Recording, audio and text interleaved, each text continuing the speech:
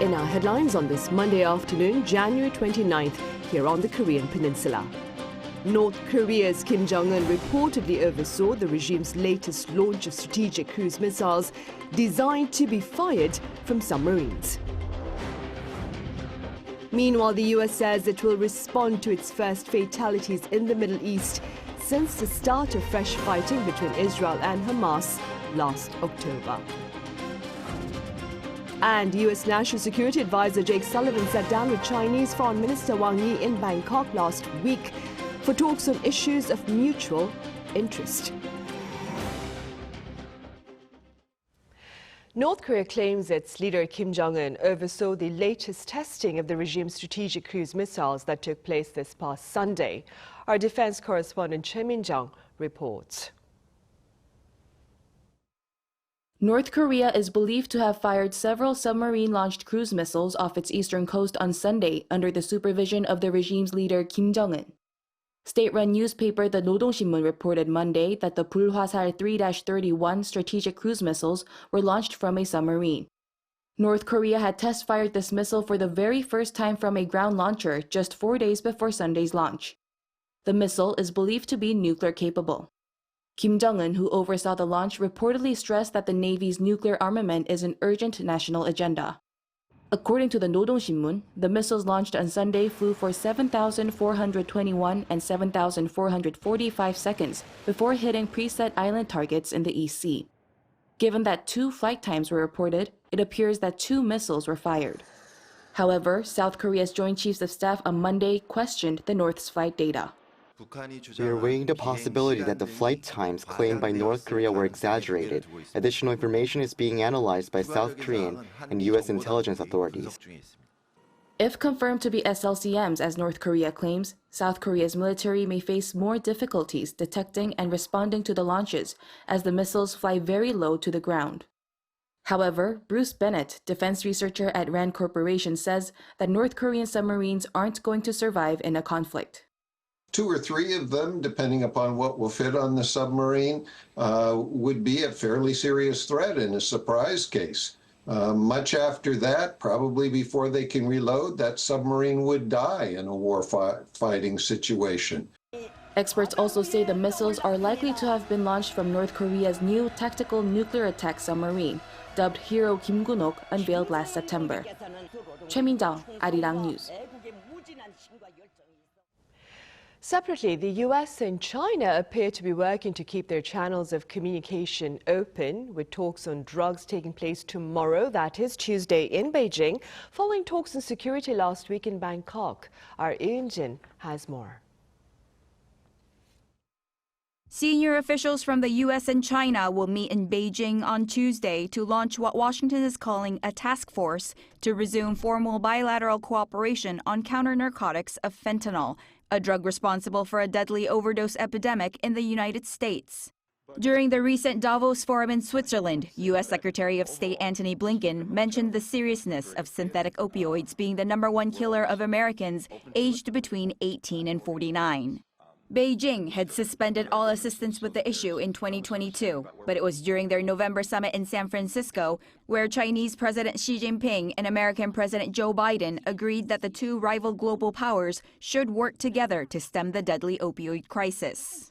Tuesday's meeting comes following the latest discussions between U.S. National Security Advisor Jake Sullivan and Chinese Foreign Minister Wang Yi on Friday and Saturday in Bangkok, Thailand, where the 2 sides had, according to China's foreign ministry, candid, substantive, and fruitful strategic exchanges on bilateral, regional, and global issues, including those concerning North Korea, Russia's war in Ukraine, the Middle East, the South China Sea, and Myanmar.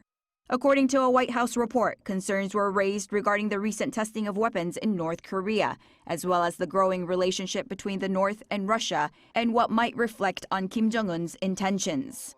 The 2 diplomats also discussed the importance of maintaining peace and stability across the Taiwan Strait. A senior U.S. administration official said U.S. President Joe Biden and his Chinese counterpart Xi Jinping are expected to hold phone talks this spring as part of efforts to responsibly manage tensions between their countries. Talks are expected sometime in the spring to discuss risks posed by advanced forms of AI, as well as hopes of resuming higher levels of military-to-military channels. Washington also expects Secretary of State Antony Blinken to travel to China at some point this year. Ian-jin, Arirang News. Korea's service exports plunged during the third quarter of last year. According to the OECD on Monday, Korea's service shipments tumbled 7.6% on year to some $30 billion. The finding stands in stark contrast to the average value of service exports of OECD members that surged nearly 10% during the same period. The drop in Korea's service exports was also the second largest within the OECD, after Denmark. Korea's service exports have been losing ground for 4 quarters in a row, raising concerns that they may hinder tangible economic growth. Also on the local front, Sunday closures for large retailers here have been scrapped, and our business correspondent Shin Ha-young has a gauge of the public response and more. It was the 4th Sunday of the month, but a large supermarket in Seoul was bustling with shoppers. Seochogu district in Seoul has decided that big retailers have to close on alternate Wednesdays instead of Sundays, following the scrapping of mandatory weekend closing days for large supermarkets. This was announced during an open debate held by South Korea's Office for Government Policy Coordination last week, and consumers are welcoming the change. There were times I arrived and found the store was closed. Now it's great that it opens every Sunday. Since I'm working, I only have time to shop on weekends. Coming to the store late on weekdays is tough, so I used to come once every 2 weeks, which was inconvenient. On the other hand, traditional market merchants are deeply concerned as the number of customers visiting the market may drop. There will probably be fewer people at street markets when large supermarkets open during weekends. When it's too cold or hot, many people would prefer to shop indoors. Before the change, large supermarkets had to close their stores for 2 days a month on weekends, for example on the 2nd and 4th Sunday, which had become the norm in many regions. Large stores are still not allowed to operate at all between midnight and 10 a.m. However, the ban on online deliveries during those hours has been lifted. Originally, the regulations were introduced to protect small and traditional markets. However, the landscape of market competition has shifted from supermarkets competing with small markets to offline versus online shopping. Shin Ha-young, Arirang News. A public transportation card promoted by capital Seoul saw 71,000 users on its first day this past Saturday. Called the Climate Card, it offers unlimited access to public transportation within the capital city, ranging from subway trains to buses to bicycles, and costs 65,000 won, about $48 a month. The card seeks to address climate change by encouraging commuters to opt for public transport.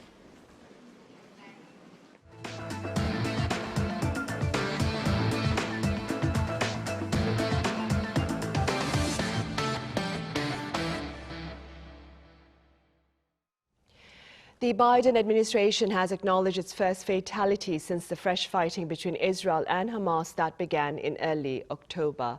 3 U.S. soldiers were killed and dozens injured in a drone attack on a base in Jordan by Iran-supported forces. Our Ising-jae has the latest. U.S. officials say 3 U.S. servicemen were killed after an unmanned aerial drone launched an attack against U.S. forces stationed in northeastern Jordan near the Syrian border. During the attack, dozens of others were injured, with many being evaluated for possible traumatic brain injury. An umbrella organization of hardline Iran-backed militant groups, the Islamic Resistance in Iraq, claimed responsibility for the attack. According to U.S. President Joe Biden, Washington is still gathering information on the attack, but said that it was carried out by radical Iran-backed militant groups operating in Syria and Iraq. In a statement released by the White House, Biden vowed to carry on fighting against terrorism and said the U.S. will hold all those involved responsible. Since the outbreak of war in Gaza on October 7th last year, U.S. forces have come under attack more than 150 times by Iran-backed groups in the Middle East, leading to at least 70 injuries prior to Sunday's attack. Meanwhile, the Israeli Prime Minister's office said on Sunday that a four-way meeting between the U.S., Israel, Qatar, and Egypt took place in Europe to discuss a potential deal to release all Israeli hostages held by Hamas in exchange for a 2-month-long ceasefire. The meeting was later confirmed to have been held in Paris and was described by the Prime Minister's office as being constructive. According to U.S. officials speaking to the Associated Press on Saturday, the hostage deal would be carried out in 2 phases. In the first phase, fighting would stop to allow for the remaining women, elderly, and wounded hostages to be released by the militant group. Israel and Hamas would then work out details during the first 30 days of the pause for the second phase, where Israeli soldiers and civilian men would be released. Israel says 132 hostages remain in captivity, including 2 children. 이승재, Arirang News. Meanwhile, the civilian crisis in Gaza is unprecedented both in size and speed and even in strategy. Now, this is according to a humanitarian worker on ground amid the atrocities between Israel and Hamas. Our Ian covers her grim observations. An intentionally made, unlivable piece of land. This is how Dr. Hadeel Qazzaz, Oxfam's regional gender coordinator in Ramallah, currently describes the Gaza Strip. It's a humanitarian catastrophe. It's something that have never happened in modern history, not in this scale, not in this speed, not in this way. Since the start of the war, people in the Gaza Strip have been displaced multiple times and are evacuating to the southern part to flee the ongoing bombardment by the Israeli occupation. First, they pushed people to 60% of the land. Now they are pushing people to less than 10% of the land of the Gaza Strip. People are squeezed like a lemon. More than 80% of the total population seeks refuge in the southern cities of Rafah and Khan Yunis. Amid constant bombarding, leaflets fly around ordering people to evacuate, immediately turning the area into a total war zone. So the whole family fled the house and they were running for their life. They were just running. They didn't know where to go. They didn't carry anything with them. The biggest hospital in Khan Yunis, Nasser Hospital, is under bombardment with at least 100,000 people forced to evacuate. This is twice the number of people who have evacuated from Al-Shifa Hospital, Israel's previous target in the north of the Gaza Strip. This includes civilians who are taking shelter, injured people undergoing treatment, and doctors who are exhausted. Already, the lack of essential medication had doctors performing operations without anesthesia, including amputations and cesarean sections. Newborn babies who die because of hyperthermia or because of starvation, because their mothers cannot nurse them. Many babies are born premature. Many had to flee to Rafah from Khan Yunis, which is already crowded with over 1 million people. Dr. Qazzaz describes how people there are having to pitch tents anywhere they can, in the street, in basements, and under trees. And with not enough humanitarian aid for the entire population, people in Gaza are starving. Every aspect of life in Gaza at the moment is totally destroyed. Totally. Ian Hee, Arirang News. Meanwhile, over in Paris, the PAF protesters targeted the Mona Lisa with soup as part of radical action to advocate better farmer protection. Our Ishihu reports. Video footage shows 2 women hurling soup at the protective glass in front of the iconic Mona Lisa painting in Paris' Louvre Museum on Sunday. Before being led away by security guards, they stood in front of the painting and shouted, "What is more important, art or the right to a healthy and durable diet? And farmers are dying on the job." They are activists representing an organization called Food Response, which shared a statement saying the protest aims to draw attention to the need to protect the environment and sources of food. This came more than a week into protests from French farmers who are demanding better pay and living conditions, and just hours before the French government deployed a large number of security forces around Paris as the angry farmers prepared to mount a siege on the French capital. The farmers are demanding better purchase prices for produce by supermarket and industrial buyers, changes to complex environmental regulations, and the phasing out of a tax break on diesel for farm equipment. Throughout France, farmers' unions have set up roadblocks to increase pressure on the government. And with all the health and climate issues, the lack of respect for agriculture and farmers, we desire to be able to live with dignity from our profession, and the government will have to listen to us and hear us. In response, the government announced a series of measures on Friday which included an end to diesel fuel taxes for farm vehicles. France would also remain opposed to the European Union signing a free trade deal with the Mercosur trade group, of which Latin American countries are part, which may result in what farmers say is unfair competition for French farmers. Despite the concessions, major farmers' unions say their protests will continue as the government's plan doesn't go far enough. Lee Si-hoo, Arirang News.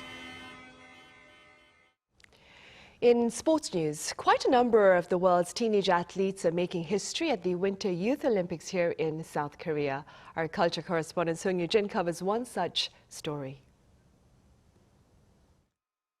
Jonathan Lurimi's silver medal at Gangwon 2024 is not just his first Olympic medal. It's also Tunisia's first Winter Olympic medal. The 17-year-old bobsledder is one of 3 athletes writing history at the 2024 Gangwon Youth Winter Olympic Games.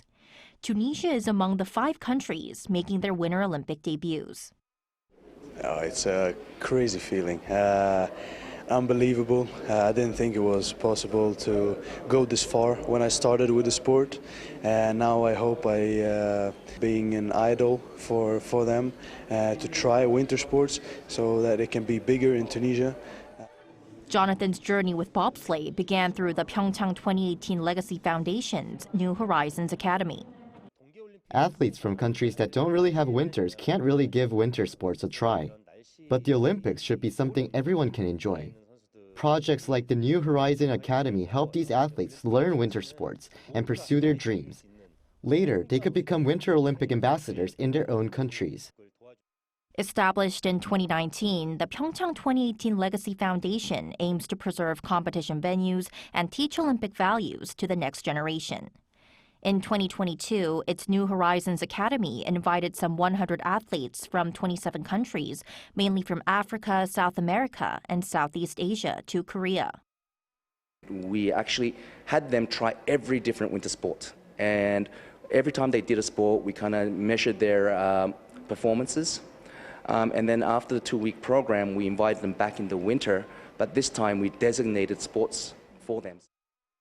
Training camps were held every summer and winter leading up to the Gangwon 2024 qualification period last year. In December, 25 athletes, including Jonathan, qualified for the Games. Also among them is Thai bobsledder Agnes Kampeol, who won silver at the women's monobob this time. Now, with less than a week remaining until the Games draw to a close, the project has set its sights on a bigger goal. Starting next month, some of these kids, some of these young athletes, we're going to start training for Milano 2026. That, of course, includes Jonathan. Of course, I want to be in the big Olympics, the Milano Cortina, hopefully. I'm going to try everything that I can, work hard to qualify for that. Helping these athletes realize their dreams, the New Horizons Academy shows that nothing is impossible. I believe. So you have to believe too, and do what you can do, work hard, and you will achieve what you can. 송유진, 아리랑 뉴스, 평창.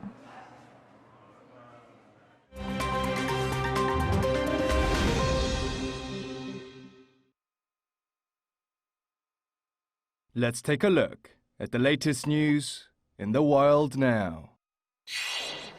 In Turkey, 2 masked gunmen attacked a Roman Catholic church on Sunday during morning service, killing 1 person. Following the morning attack in the capital, Istanbul, Turkey's interior minister confirmed later in the day that the 2 suspects have since been captured. The Islamic State group has claimed responsibility, posting on Telegram on Sunday that 2 of its fighters carried out the attack and fled to safety. The Turkish government has not yet confirmed the motive. The shooting took place at the Church of Santa Maria, located at the Bosphorus on the European side of Istanbul. As seen on the CCTV footage released by Turkish media, the 2 gunmen, followed a man who had just entered during the Sunday Mass at around 11:40 a.m. and shot him, which fatally wounded the victim. The assailants were seen calmly leaving the scene. The Vatican offered support as the Pope expressed closeness to the community of the Santa Maria Church in his weekly prayer. In Iran, the state-run IRNA news agency reported on Sunday that Tehran has successfully launched 3 satellites into space. Sunday's launch also reportedly saw the successful use of Iran's previously failed Simorgh rocket. Iran's state TV showed the nighttime launch at the Imam Khomeini spaceport in the rural Semnan province. The payload included 3 satellites, Mahda, Kayhan-2 and Hatef-1. The agency described Mahda as a research satellite, while the Kayhan and Hatef were nanosatellites for global positioning and communication. After 5 failed launches for the Simorgh program, the space rocket reportedly saw its first successful liftoff. The West has been expressing concerns over Iran's space program for its potential contribution to Tehran's ballistic missiles capabilities. UN sanctions in relation to Iran's ballistic missile program has expired October last year. In finance news, the billionaire chairman and CEO of the global luxury goods company LVMH, Bernard Arnault, has once again become the world's richest man. LVMH's share prices shot up on Friday as the news of strong sales hit the trading floors. According to the Forbes real-time billionaires list, Arnault and his family's net worth increased to $207.8 billion after the $23.6 billion increase on Friday, beating Tesla CEO Elon Musk, whose net worth remains at $204.5 billion. Arnault's 5 children all work at LVMH, where 2 of his sons were recently appointed to the company's board. In sports news, 22-year-old Italian Yannick Sinner pulled off a comeback in the men's tennis final against world number 3, Russian Daniil Medvedev, to win the 2024 Australian Open. The world number 4 beat Medvedev 3-2, having come back from being 2 sets down. Sinner had put an end to world number 1 Novak Djokovic's 33-match winning streak in the semi-final. Sinner is the first Italian to win an Australian Open. He is also the youngest man to win the Australian Open since Djokovic in 2008. Kim Seong, Arirang News.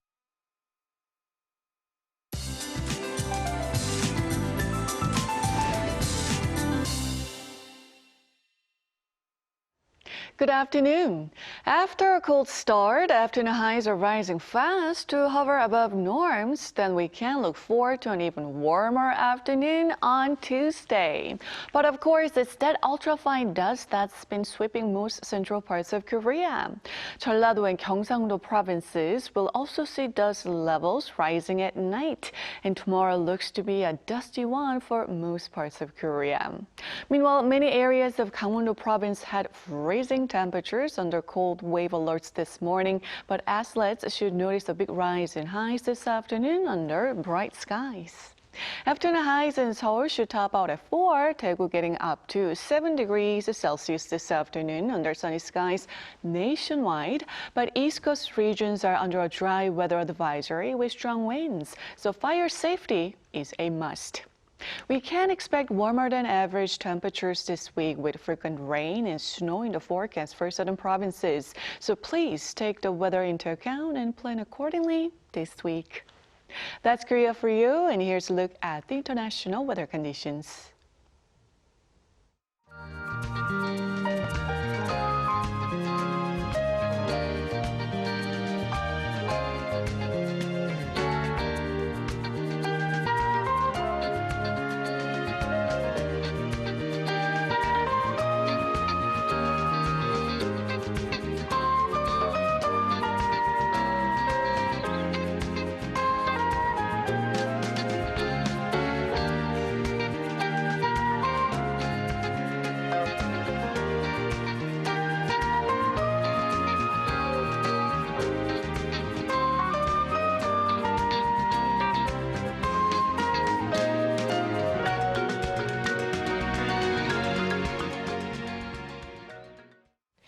And those are the headlines at this hour here in Korea. Coming up right after this break is our daily panel session. Do stay with us.